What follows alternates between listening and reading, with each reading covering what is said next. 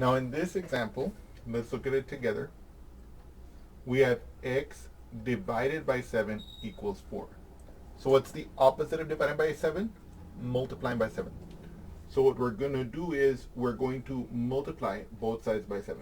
Okay, so I'm going to multiply this left-hand side by 7. And I'm going to multiply this right-hand side by 7. Okay. On the left-hand side, when you have x divided by 7 multiplied by 7, that becomes just x. Okay. On the right-hand side, 4 times 7, that's 28. Okay. Now, you may have heard the phrase that the 7s cancel. Okay. Like that here, if we see this kind of situation, that we can just cross out the 7. Okay. But like, and of course you can see that here, right, I did in fact go from this expression to this expression. So in some sense that must be true. But I just want to make a little brief note about that here, okay? What exactly is happening here? So let me do a little bit of an explanation here. So let's say I have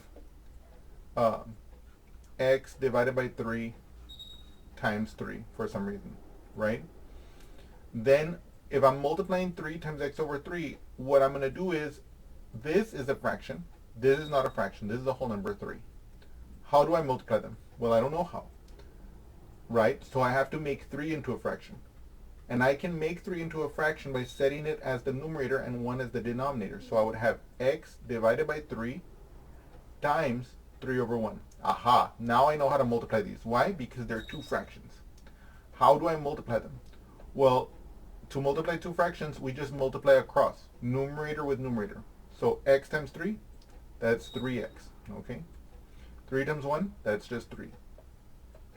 Now, in the same way we did that multiplication, we could actually rewrite this as 3 over 3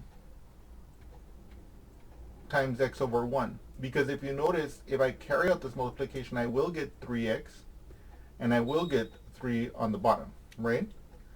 But what is significant here is that if you notice, this fraction, 3 over 3, is a fraction with the same numerator and denominator. And remember, whenever you have a fraction with the same numerator and denominator, except 0 over 0, which is not acceptable, but as long as the numbers are not 0, if you have the same numerator and denominator, that fraction equals 1. So I can literally write this as 1 times, and what is x over 1? That's just x, right? So 1 times x, that's just x here. And so what you can see here is, when you have a fraction like x over 3, and you multiply by 3, what ends up happening is that that 3 that you're multiplying it by, and the 3 in the denominator, can be kind of factored out as 1, as I did here. And when that happens, you're just left with 1 times x. And that's how we get x here. So that's what's happening here. So when you see here 7 times x over 7, that's why it becomes an x here. Because it's the same as multiplying the x by 1. Okay? And so sometimes we'll summarize that by saying that this 7 cancels out with that 7. Okay? But I wanted you to at least see once how that actually worked out in in explicit detail.